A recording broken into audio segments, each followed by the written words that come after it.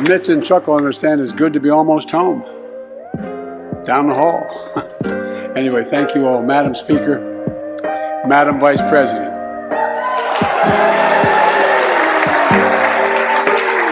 No president has ever said those words from this podium. No president has ever said those words.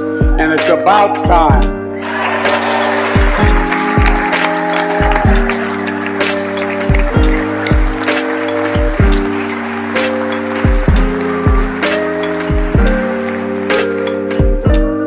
First Lady and her husband. Second Gentleman, Chief Justice, members of the United States Congress and the Cabinet, distinguished guests, my fellow Americans. While the setting tonight is familiar, this gathering is just a little bit different. A reminder of the extraordinary times we're in. Throughout our history, presidents have come to this chamber to speak to Congress, to the nation, and to the world, to declare war, to celebrate peace, to announce new plans and possibilities.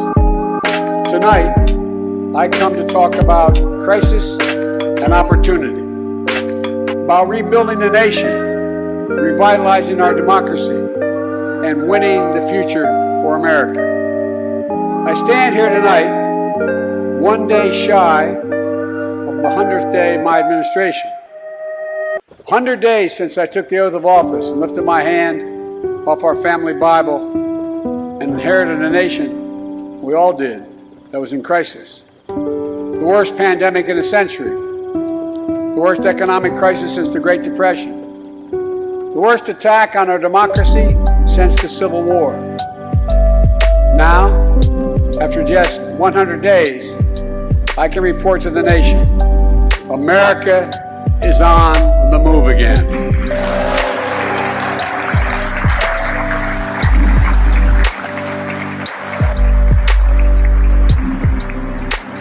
Turning peril into possibility, crisis to opportunity, setbacks into strength.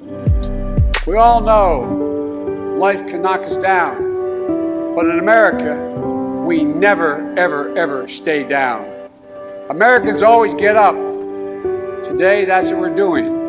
America's rising anew, choosing hope over fear, truth over lies, and light over darkness. After 100 days of rescue and renewal, America is ready for a takeoff, in my view. We're working again, dreaming again, discovering again, and leading the world again. We have shown each other and the world that there's no quit in America. None. 100 days ago, America's house was on fire. We had to act. And thanks to the extraordinary leadership of Speaker Pelosi, Majority Leader Schumer, and the overwhelming support of the American people, Democrats, Independents, and Republicans, we did act. Together we passed the American Rescue Plan, one of the most consequential rescue packages in American history. We're already seeing the results.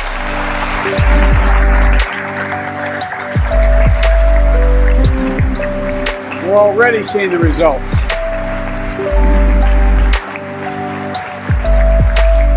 After I promised we'd get 100 million COVID-19 vaccine shots into people's arms in 100 days, we will have provided over 220 million COVID shots in those 100 days. Thanks to all the help of all of you. We're marshaling, with your help, everyone's help, we're marshaling every federal resource. We've gotten vaccines to nearly 40,000 pharmacies and over 700 community health centers where the poorest of the poor can be reached. We're setting up community vaccination sites, developing mobile units to get to hard-to-reach communities. Today, 90% of Americans now live within 5 miles of a vaccination site. Everyone over the age of 16, everyone is now eligible to get vaccinated right now, right away. Go get vaccinated, America. Go and get the vaccinations. They're available. You're eligible now.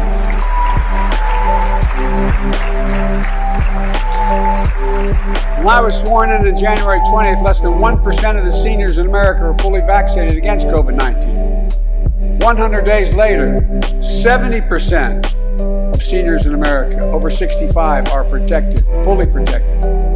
Senior deaths from COVID-19 are down 80% since January. Down 80% because of all of you. And more than half of all the adults in America have gotten at least one shot. A mass vaccination center in Glendale, Arizona. I asked the nurse, I said, "What's it like?" She looked at me and she said, "It's like every shot is giving a dose of hope." That's the phrase, a dose of hope. A dose of hope for an educator in Florida was a child suffering from an autoimmune disease. Wrote to me, said she's worried, and she was worried about bringing the virus home. She said she then got vaccinated at a large site in her car. She said she sat in her car when she got vaccinated and just cried. Cried out of joy. Cried out of relief. Parents, seeing the smiles on their kids' faces for those who are able to go back to school because the teachers and school bus drivers and cafeteria workers have been vaccinated. Grandparents, hugging their children and grandchildren instead of pressing hands against a window to say goodbye. It means everything. Those things mean everything. You know, there's still, you all know it, you know it better than any group of Americans, there's still more work to do to beat this virus. We can't let our guard down. But tonight, I can say, because of you, the American people, our progress these past 100 days against one of the worst pandemics in history has been one of the greatest logistical achievements this country's ever seen. What else have we done in those first 100 days? We kept our commitment, Democrats and Republicans, of sending $1,400 rescue checks to 85% of American households. We've already sent more than 160 million checks out the door. It's making a difference. You all know. For many people, it's making all the difference in the world. A single mom in Texas who wrote me, she said she couldn't work. She said the relief check put food on the table and saved her and her son from eviction from their apartment. A grandmother in Virginia who told me she immediately took her granddaughter to the eye doctor. Something she said she put off for months because she didn't have the money. One of the defining images, at least from my perspective in this crisis, has been cars lined up for miles. And not people who just barely ever start those cars, nice cars. Lined up for miles, waiting for a box of food to be put in their trunk. I don't know about you, but I didn't ever think I'd see that in America. And all of this is through no fault of their own. No fault of their own, these people are in this position. That's why the rescue plan is delivering food and nutrition assistance to millions of Americans facing hunger. And hunger's down sharply already. We're also providing rental assistance. You all know this. The American people, I want to make sure they understand. Keeping people from being evicted from their homes. Providing loans to small businesses that reopen and keep their employees on the job. During these 100 days, an additional 800,000 Americans enrolled in the Affordable Care Act when I established a special sign-up period to do that. 800,000. We're making one of the largest one-time ever investments ever in improving health care for veterans. critical investments to address the opioid crisis. And maybe most importantly, thanks to the American Rescue Plan, we're on track to cut child poverty in America in half this year.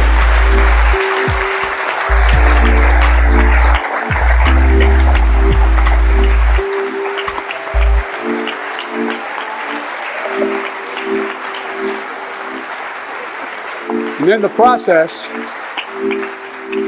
while this was all going on, the economy created more than 1,300,000 new jobs in 100 days. More jobs in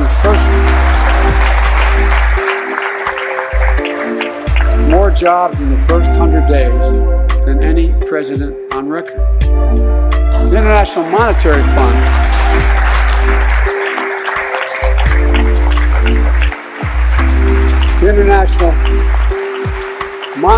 Fund is now estimating our economy will grow at a rate of more than 6% this year. That will be the fastest pace of economic growth in this country in nearly 4 decades. America's moving forward, but we can't stop now.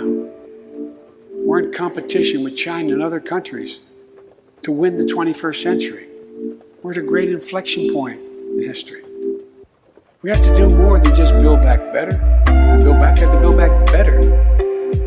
We have to compete more strenuously than we have. Throughout our history, you think about it, public investment in infrastructure has literally transformed America. Our attitudes as well as our opportunities.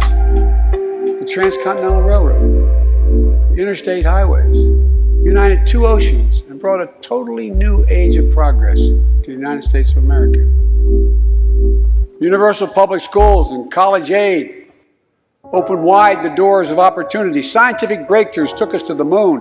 Now we're on Mars. Discovering vaccines gave us the internet, and so much more.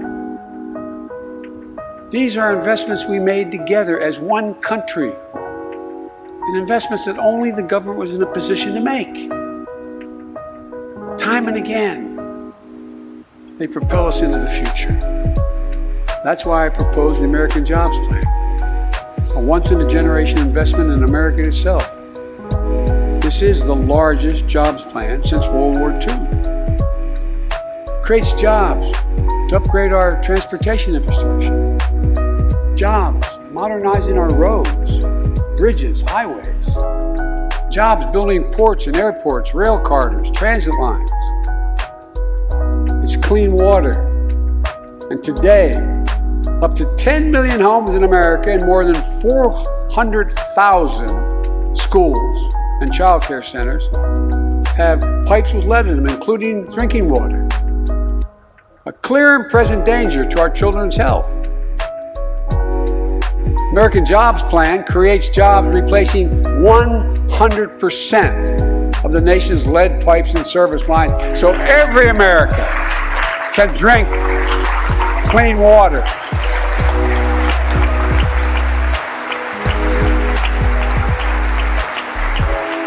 And in the process, we will create thousands and thousands of good-paying jobs.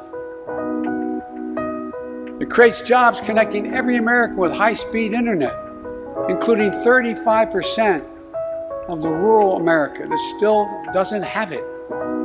It's going to help our kids and our businesses succeed in the 21st century economy. And I'm asking the Vice President to lead this effort this year, because I know it'll get done. Creates jobs building a modern power grid. Our grids are vulnerable to storms, hacks, catastrophic failures with tragic results, as we saw in Texas and elsewhere during the winter storms. The American Jobs Plan will create jobs that lay thousands of miles of transmission lines needed to build a resilient and fully clean grid. We can do that. Look, the American Jobs Plan will help millions of people get back to their jobs and back to their careers. 2 million women have dropped out of the workforce during this pandemic. 2 million. Too often because they couldn't get the care they needed to care for their child or care for an elderly parent who needs help. 800,000 families are on the Medicare waiting list right now to get home care for their aging parent or loved one with disability. If you think it's not important, check out in your own district, Democrat or Republican. Democrat or Republican voters. Their great concern, almost as much as their children, is taking care of an elderly loved one who can't be left alone.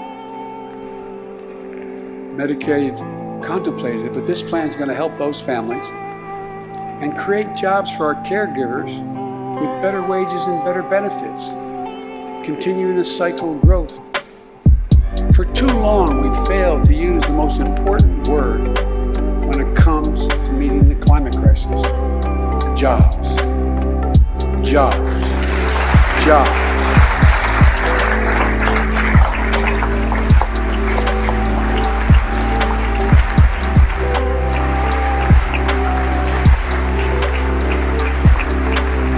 For me, when I think climate change, I think jobs. American Jobs Plan will put engineers and construction workers to work building more energy-efficient buildings and homes. Electrical workers, IBEW members installing 500,000 charging stations along our highways so we can own the electric car market. Farmers planting cover crops so they can reduce the carbon dioxide in the air and get paid for doing it.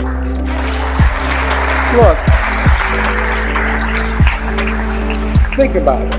There is simply no reason why the blades for wind turbines can't be built in Pittsburgh instead of Beijing. No reason. None. No reason. So folks, there's no reason why American workers can't lead the world in the production of electric vehicles and batteries. I mean, there is no reason. We have this capacity.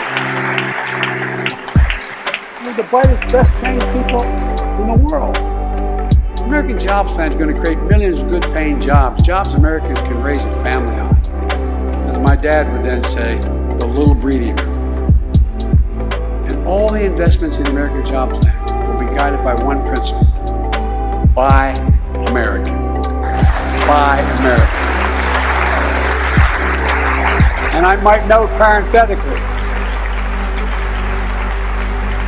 that does not violate any trade agreement. It's been the law since the 30s. Buy American. American tax dollars are going to be used to buy American products made in America to create American jobs. That's the way it's supposed to be, and it will be in this administration.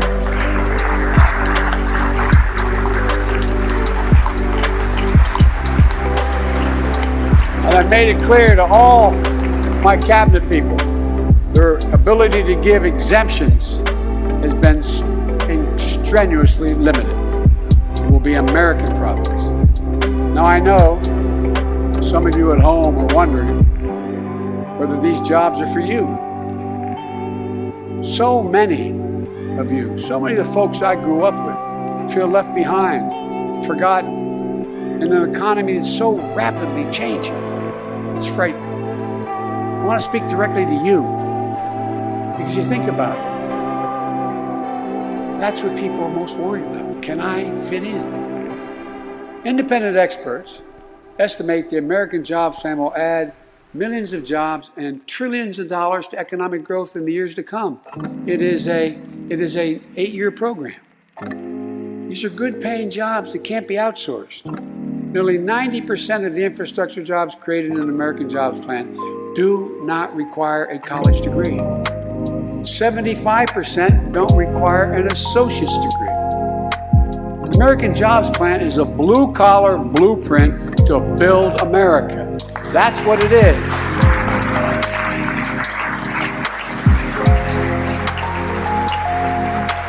I'm going to recognize this, something I've always said. And this chamber and the other. Good guys and women on Wall Street, but Wall Street didn't build this country. The middle class built the country, and unions built the middle class. So that's why I'm calling on Congress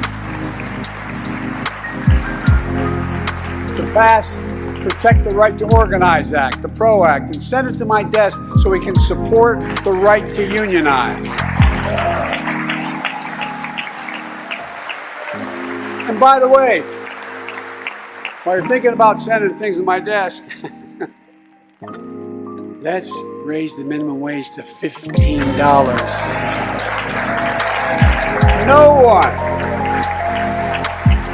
No one working 40 hours a week, no one working 40 hours a week should live below the poverty line. We need to ensure greater equity and opportunity for women. While we're doing this, let's get the Paycheck Fairness Act to my desk as well. Equal pay. They spent much too long. And if you wonder whether it's too long, look behind me. And finally, American jobs find will be the biggest increase in non-defense research and development on record. We'll see more technological change. And some of you know more about this than I do. We'll see more technological change in the next 10 years than we saw in the last 50. That's how rapidly artificial intelligence and so much more is changing. And we're falling behind the competition with the rest of the world. Decades ago, we used to invest 2% of our gross domestic product in America, 2% of our gross domestic product in research and development. Today, Mr. Secretary, that's less than 1%. China and other countries are closing in fast. We have to develop and dominate the products and technologies of the future. Advanced batteries, biotechnology, computer chips, clean energy. The Secretary of Defense can tell you, and those of you who work in national security issues know, the Defense Department has an agency called DARPA, the Defense Advanced Research Project Agency. The people who set up before I came here, and that's been a long time ago, to develop breakthroughs that enhance our national security. That's their only job. And it's a semi-separate agency. It's under the Defense Department. It's led to everything from the discovery of the internet to GPS and so much more. It's enhanced our security. The National Institute of Health, the NIH, I believe, should create a similar advanced research projects agency for health. Here's what it would do. It would have a singular purpose: to develop breakthroughs to prevent, detect, and treat diseases like Alzheimer's, diabetes, and cancer. I'll still never forget when we passed the cancer proposal in the last year as vice president. Almost $9 million going to NIH. Excuse the point of personal privilege. I'll never forget you standing, Mitch, and saying, "Name it after my deceased son." It meant a lot. But so many of us have deceased sons, daughters, and relatives who died of cancer. I can think of no more worthy investment. I know of nothing that is more bipartisan. So let's end cancer as we know it. It's within our power. It's within our power to do it.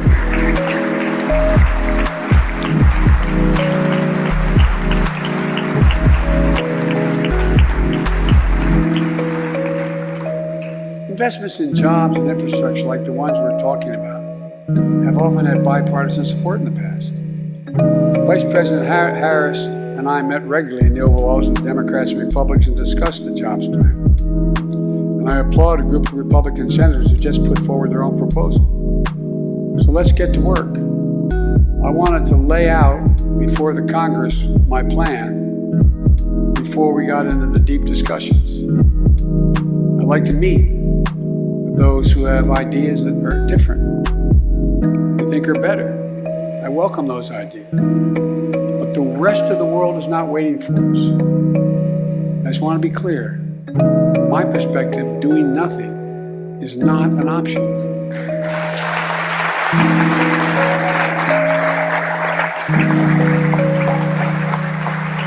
Look,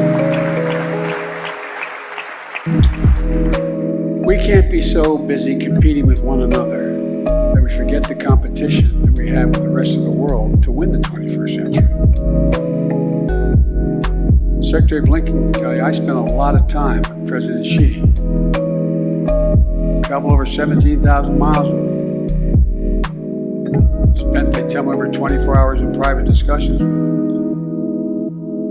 When he called to congratulate me, we had a 2-hour discussion.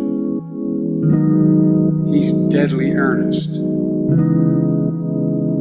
becoming the most significant, consequential nation in the world. He and others, autocrats, think that democracy can't compete in the 21st century with autocracies. It takes too long to get consensus. To win that competition for the future, in my view, we also need to make a once-in-a-generation investment in our families and our children. That's why I've introduced the American Families Plan tonight, which addresses 4 of the biggest challenges facing American families and in turn America. First is access to good education. When this nation made 12 years of public education universal in the last century, it made us the best educated, best prepared nation in the world. It's, I believe, the overwhelming reason that propelled us to where we got in the 20th century. The world's caught up. We're catching up. We're not waiting. I would say parenthetically, if we were sitting down, we set a bipartisan committee together and said, okay, we're going to decide what we do in terms of government providing for free education. I wonder whether we'd think, as we did in the 20th century, that 12 years is enough in the 21st century. I doubt it. 12 years is no longer enough today to compete with the rest of the world in the 21st century. That's why my American Families Plan guarantees 4 additional years of public education for every person in America, starting as early as we can. Great universities in this country have conducted studies of the last 10 years. It shows that adding 2 years of universal high-quality preschool for every 3-year-old and 4-year-old, no matter what background they come from, puts them in the position to be able to compete all the way through 12 years. It increases exponentially their prospect of graduating and going on beyond graduation.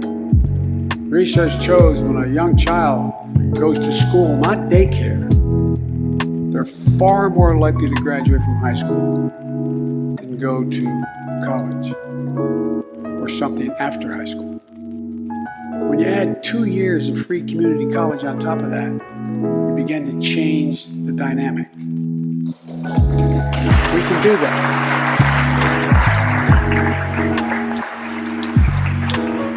And we'll increase Pell Grants and invest in historical black colleges and universities, tribal colleges, minority-serving institutions. The reason is they don't have the endowments. But their students are just as capable of learning about cybersecurity, just as capable of learning about metallurgy, all the things that are going on that provide those jobs in the future. Jill is a community college professor who teaches today as First Lady. She's long said,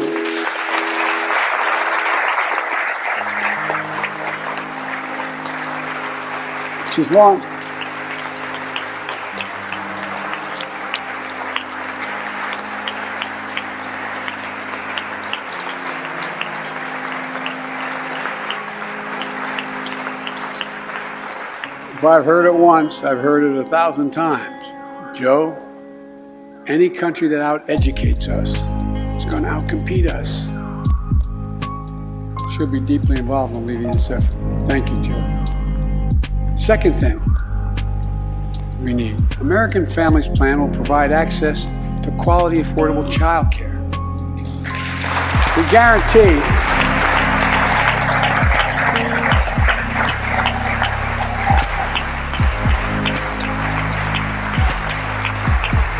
when I'm proposing in legislation, we guarantee that low and middle income families will pay no more than 7% of their income for high quality care for children up to the age of 5. The most hard-pressed working families won't have to spend a dime.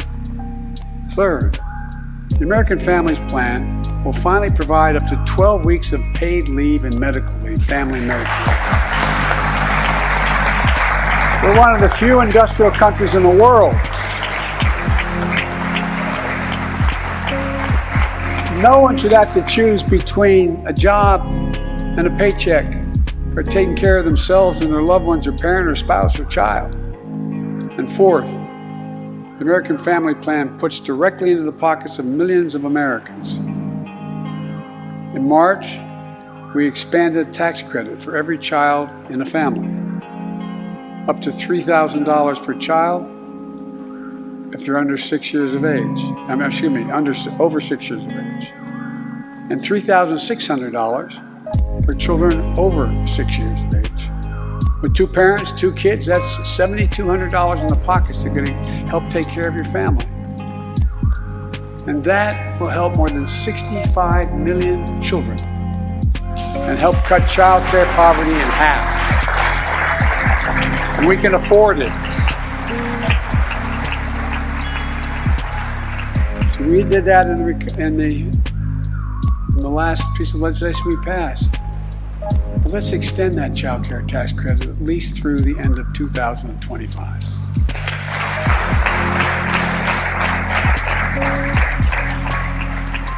The American Rescue Plan lowered health care premiums for 9 million Americans who buy their coverage under the Affordable Care Act. I know that's really popular this side of the aisle.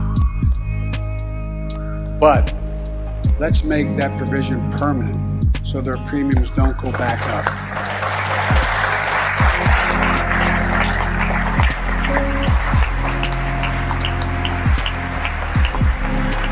In addition to my family's plan, I'm going to work with Congress to address this year other critical priorities for American families. The Affordable Care Act has been a lifeline for millions of Americans, protecting people with pre-existing conditions, protecting women's health, and the pandemic has demonstrated how badly it's needed. Let's lower deductibles for working families on the Affordable Care Act. And let's lower prescription drug costs. We know how to do this.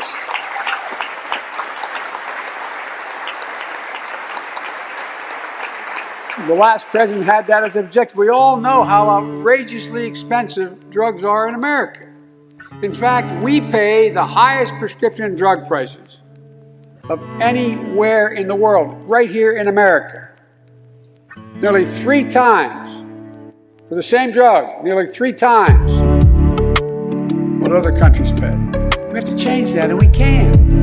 Let's do what we talked about for all the years I was down here in this body, in Congress.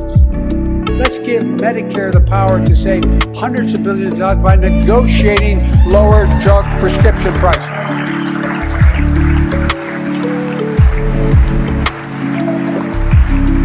By the way, it won't just help people on Medicare. Lower prescription drug costs for everyone. And the money we save, which is billions of dollars, can go to strengthen the Affordable Care Act and expand Medicare coverage benefits without costing taxpayers an additional penny. It's within our power to do it. Let's do it now.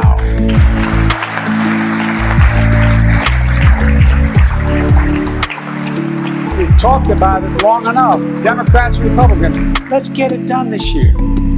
This is all about a simple premise. Health care should be a right, not a privilege in America.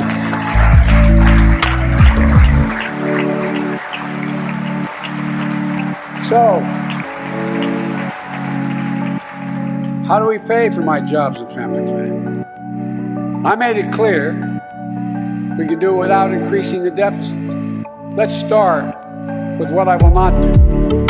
I will not impose any tax increase on people making less than $400,000. But it's time for corporate America and the wealthiest 1% of Americans to just begin to pay their fair share. Just their fair share.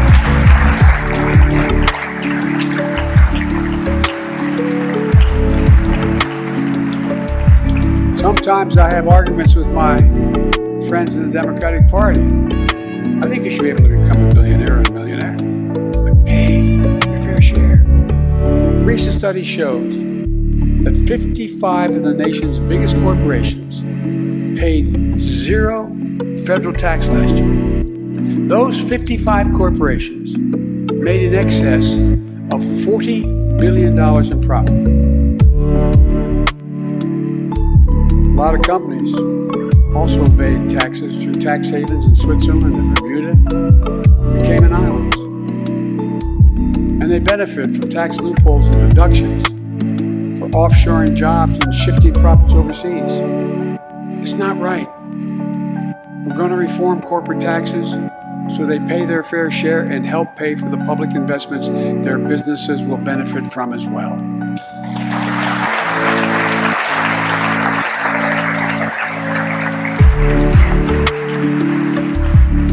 We're going to reward work, not just wealth. We take the top tax bracket for the wealthiest 1% of Americans, those making over $400,000 or more, back up to where it was when George W. Bush was president, when he started, 39.6%. That's where it was when George W. was president. We're going to get rid of the loopholes, allow Americans to make more than $1 million a year and pay a lower tax rate on their capital gains than Americans who receive a paycheck. We're only going to affect 0.3% of all Americans by that action, 0.3%. And the IRS is going to crack down on millionaires and billionaires who cheat on their taxes. It's estimated to be billions of dollars by think tanks that are left, right, and center. I'm not looking to punish anybody, but I will not add a tax burden, additional tax burden to the middle class in this country. They're already paying enough. I believe what I propose is fair, fiscally responsible, and it raises revenue to pay for the plans I propose and will create millions of jobs that will grow the economy and enhance our financial standing in the country. When you hear someone say they don't want to raise taxes on the wealthiest 1% or corporate America, ask them whose taxes you want to raise. Instead, who's they going to cut? Look, the big tax cut of 2017. Remember, it was supposed to pay for itself. That was how it was sold. And generate vast economic growth. Instead, it added $2 trillion to the deficit. It was a huge windfall for corporate America and those at the very top. Instead of using the tax saving to raise wages and invest in research and development, it poured billions of dollars into the pockets of CEOs. In fact, the pay gap between CEOs and their workers is now among the largest in history. According to one study, CEOs make 320 times what the average worker in their corporation makes. It used to be in below 100. The pandemic has only made things worse. 20 million Americans lost their job in the pandemic, working in middle-class Americans. At the same time, roughly 650 billionaires in America saw their net worth increase by more than $1 trillion in the same exact period. Let me say it again. 650 people increased their wealth by more than $1 trillion during this pandemic. And they're now worth more than $4 trillion. My fellow Americans, trickle down economics has never worked. And it's time to grow the economy from the bottom and the middle out.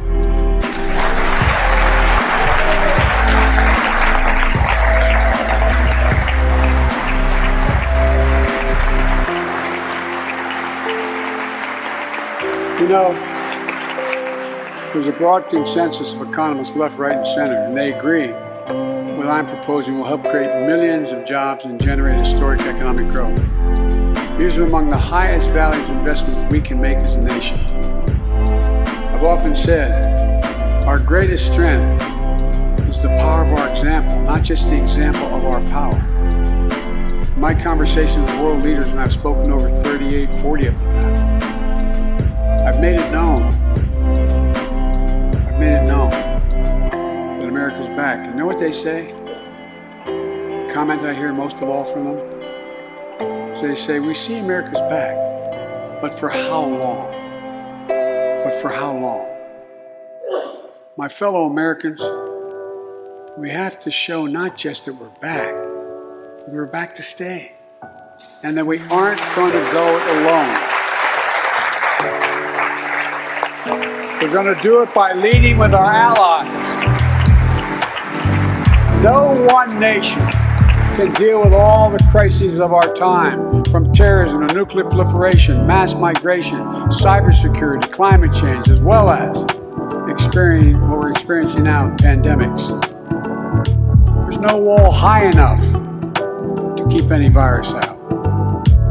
And our own vaccine supply, as it grows to meet our needs, and we're meeting them, will become an arsenal for vaccines for other countries, just as America is an arsenal for democracy for the world, and in consequence influence the world.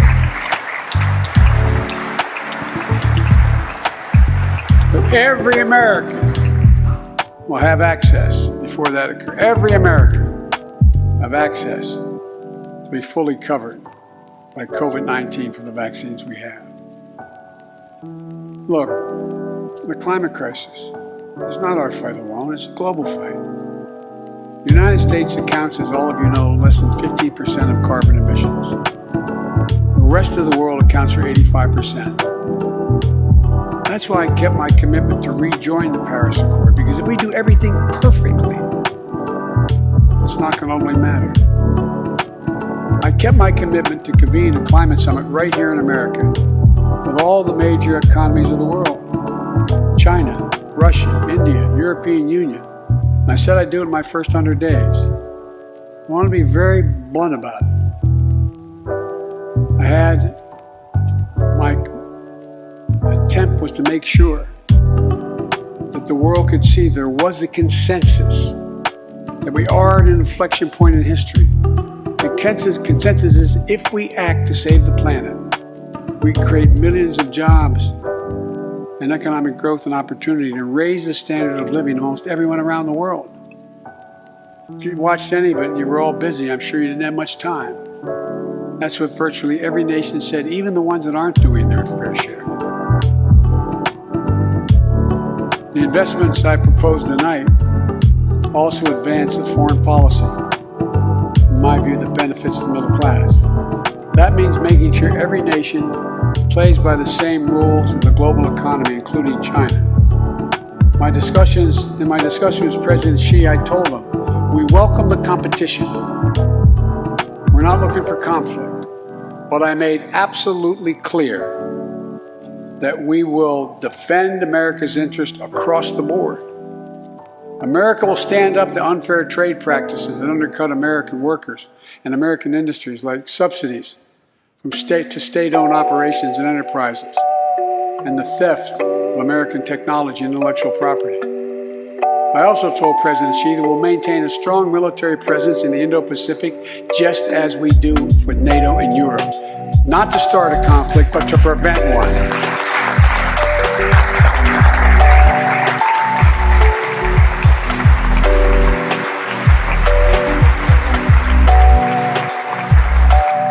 Told them what I've said to many world leaders, that America will not back away from our commitments, our commitment to human rights and fundamental freedoms, and to our alliances. And I pointed out to him, no responsible American president could remain silent when basic human rights are being so blatantly violated.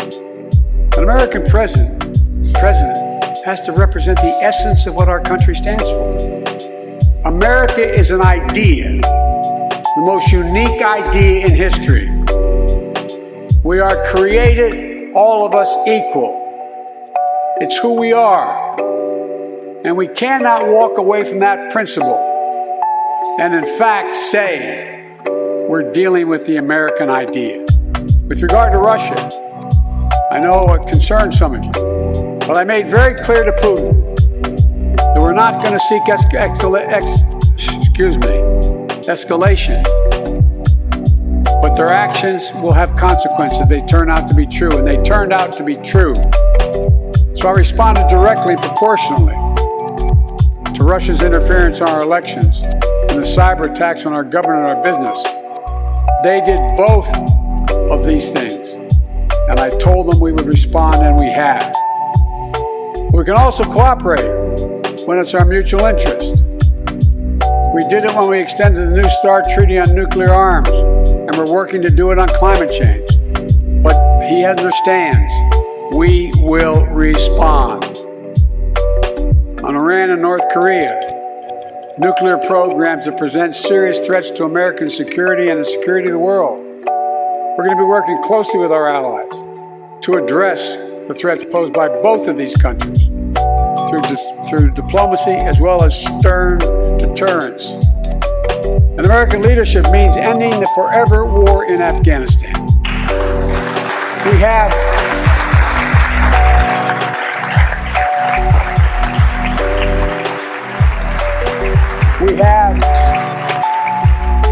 without hyperbole, the greatest fighting force in the history of the world. I'm the first president in 40 years and knows what it means to have a son serving in a war zone. Today we have service members serving in the same war zone as their parents did. We have service members in Afghanistan who are not yet born on 9/11. The war in Afghanistan, as we remember the debates here, were never meant to be multi-generational undertakings of nation building. We went to Afghanistan to get the terrorists who attacked us on 9/11. And we said we would follow Osama bin Laden to the gates of hell to do it. If you've been in the upper Konar Valley, you've kind of seen the gates of hell. And we delivered justice to bin Laden. We degraded the terrorist threat of Al-Qaeda in Afghanistan. And after 20 years of valor, and sacrifice, it's time to bring those troops home. Look,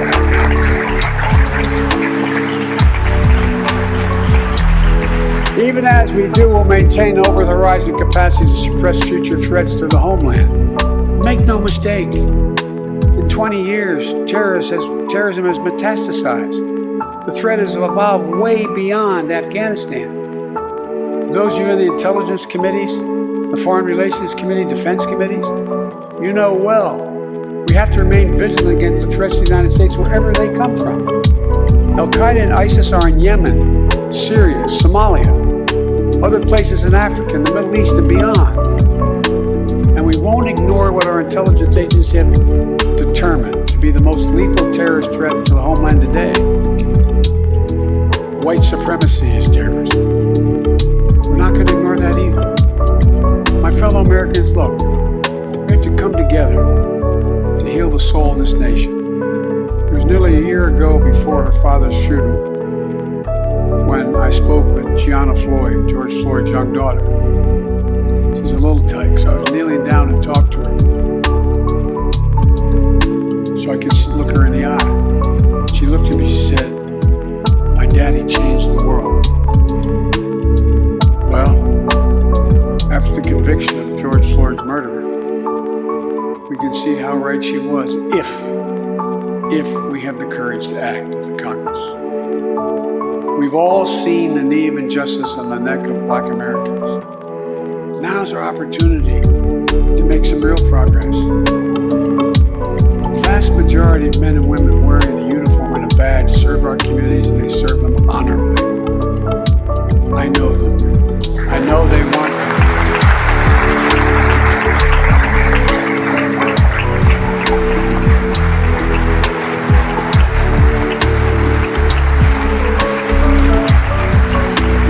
I know they want to help meet this moment as well. My fellow Americans, we have to come together to rebuild trust between law enforcement and the people they serve, to root out systemic racism in our criminal justice system, and to enact police reform in George Floyd's name that passed the House already. I know Republicans have their own ideas and are engaged in a very productive discussions with Democrats in the Senate. We need to work together to find a consensus. But let's get it done next month, by the first anniversary of George Floyd's death.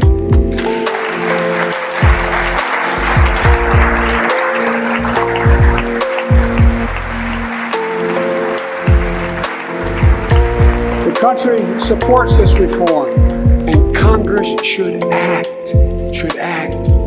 We have a giant opportunity to bend the arc of the moral universe toward justice, real justice. And with the plans outlined tonight, we have a real chance to root out systemic racism that plagues America and American lives in other ways. The chance to deliver real equity, good jobs, good schools, affordable housing, clean air, clean water, being able to generate wealth and pass it down to generations because you have an access to purchase a house.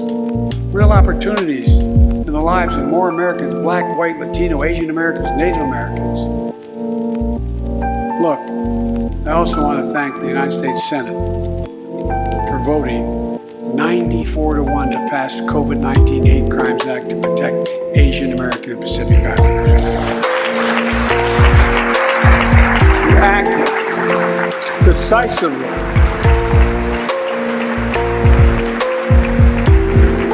See on television the viciousness of the hate crimes we've seen over this past year for too long. I urge the House to do the same and send that legislation to my desk, which I will gladly, anxiously sign. I also hope Congress will get to my desk the Equality Act to protect LGBTQ Americans. For all transgender Americans watching at home, especially young people, you're so brave. I want you to know your president has your back. Another thing, let's authorize the Violence Against Women Act, which has been law for 27 years.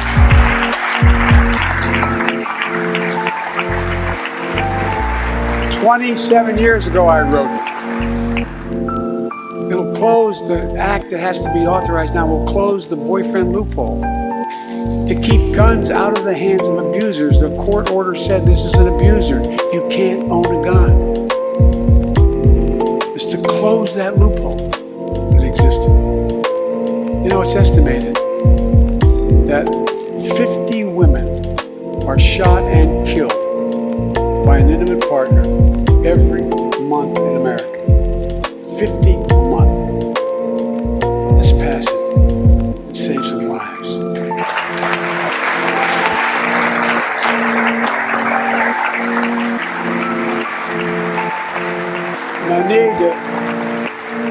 I need not tell anyone this, but gun violence has become an epidemic in America. The flag at the White House was still flying at half-mast for the 8 victims of the mass shooting in Georgia, when 10 more lives were taken in the mass shooting in Colorado. And in the week in between those two events, 250 other Americans were shot dead in the streets of America. 250 shot dead. I know how hard it is to make progress on this issue. In the 90s, we passed universal background checks, a ban on assault weapons and high-capacity magazines that hold 100 rounds that can be fired off in seconds. We beat the NRA. Mass shootings and gun violence declined. Check out the report over 10 years. But in the early 2000s, the law expired. We've seen daily bloodshed since. I'm not saying if the law continued, we wouldn't see bloodshed.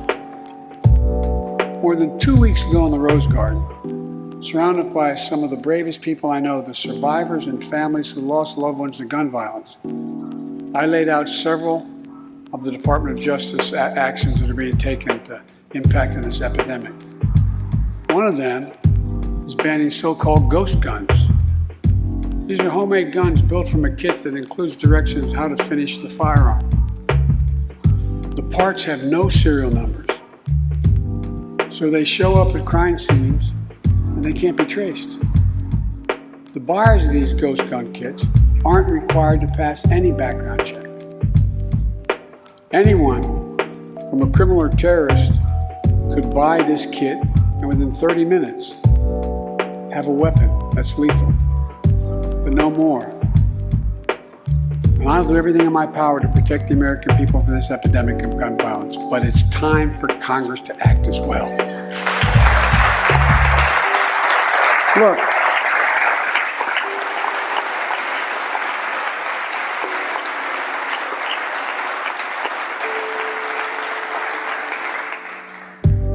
I don't want to become confrontational, but we need more Senate Republicans to join the overwhelming majority of Democratic colleagues and close the loopholes required in background check purchases of guns. We need a ban on assault weapons and high-capacity magazines. Don't tell me it can't be done. We did it before and it worked. Talk to most responsible gun owners and hunters. They'll tell you there's no possible justification for having 100 rounds in a weapon. What do you think, deer wearing Kevlar vests? They'll tell you that there are too many people today who are able to buy a gun, but shouldn't be able to buy a gun. These kinds of reasonable reforms have overwhelming support from the American people, including many gun owners. The country supports reform, and Congress should act. This shouldn't be a red or blue issue. And no amendment to the Constitution is absolute. You can't yell fire in a crowded theater. From the very beginning, there were certain guns, weapons, that could not be owned by Americans. Certain people could not own those weapons ever. We're not changing the Constitution. We're being reasonable. I think this is not a Democrat or Republican issue. I think it's an American issue. And here's what else we can do. Immigration has always been essential to America. Let's end our exhausting war of immigration. For more than 30 years, politicians have talked about immigration reform, and we've done nothing about it. It's time to fix it. On day one of my presidency, I kept my commitment and sent a comprehensive immigration bill to the United States Congress. If you believe we need to secure the border, pass it because it has a lot of money for high-tech border security. If you believe in a pathway to citizenship, pass it. There's over 11 million undocumented folks, the vast majority of here overstaying visas. Pass it. We can actually, if you actually want to solve a problem, I've sent a bill to take a close look at it. We also have to get at the root problem of why people are fleeing, particularly to our southern border from Guatemala, Honduras, and El Salvador. The violence, the corruption, the gangs, the political instability, hunger, hurricanes, earthquakes, natural disasters. When I was president, when I was vice president, the president asked me to focus on providing help needed to address the root causes of migration. And to help keep people in their own countries instead of being forced to leave. The plan was working. The last administration decided it was not worth it. I'm restoring the program and asked Vice President Harris to lead our diplomatic effort to take care of this. I have absolute confidence she'll get the job. Now look, if you don't like my plan, let's at least pass what we all agree on. Congress needs to pass legislation this year to finally secure protection for dreamers. For young people who've only known America as their home. And affirmative protection for immigrants who are here on temporary protective status who came from countries beset by man-made and natural-made violence and disaster. As well as a pathway to citizenship for foreign workers who put food on our tables. Look, immigrants have done so much for America during this pandemic and throughout our history. The country supports immigration reform. We should act. Let's argue over it. Let's debate it. Let's act. And if we truly want to restore the soul of America, we need to protect the sacred right to vote. Most people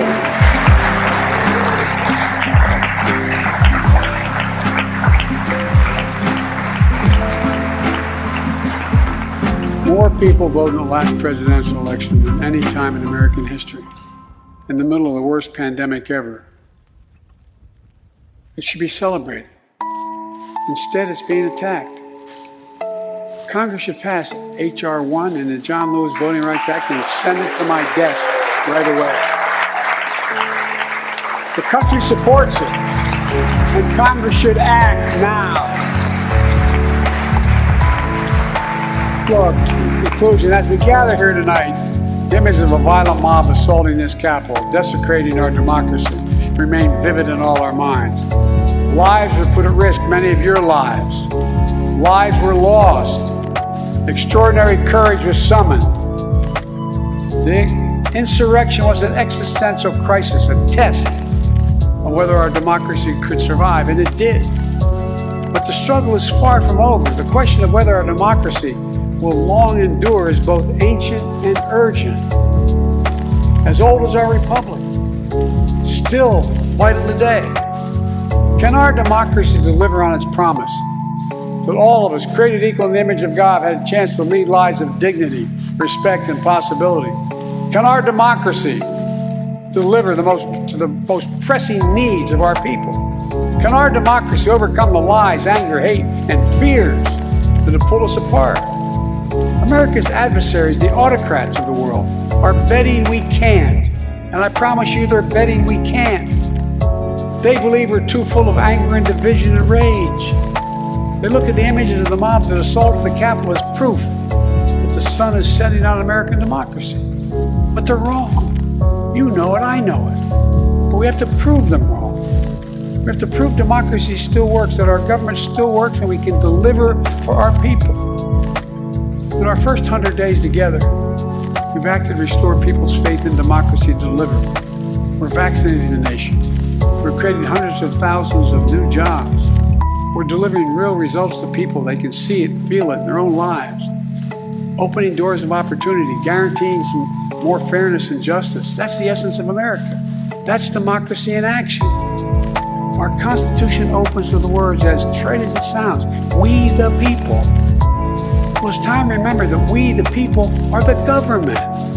You and I. Not some force in a distant capital. Not some powerful force that we have no control over. It's us. It's we, the people. In another era, when our democracy was tested, Franklin Roosevelt reminded us, in America, we do our part. We all do our part. That's all I'm asking. That we do our part, all of us. That if we do that, we will meet the center challenge of the age by proving that democracy is durable and strong. Autocrats will not win the future. We will. America will. And the future belongs to America. As I stand here tonight before you in a new and vital hour of life and democracy of our nation, and I can say with absolute confidence, I have never been more confident or optimistic about America. Not because I'm president, because what's happening with the American people. We've stared into the abyss of insurrection and autocracy, pandemic and pain, and we, the people, did not flinch. At the very moment our adversaries were certain we'd pull apart and fail, we came together, reunited. With light and hope, we summoned a new strength, new resolve to position us to win the competition of the 21st century. On our way to a union more perfect, more prosperous, and more just, as one people, one nation, and one America. Folks, as I told every world leader I've ever met with over the years, it's never, ever, ever been a good bet to bet against America, and it still isn't. We're the United States of America. There's not a single thing, nothing beyond our capacity. We can do whatever we set our mind to if we do it together. So let's begin to get together. God bless you all, and may God protect our troops. Thank you for your patience.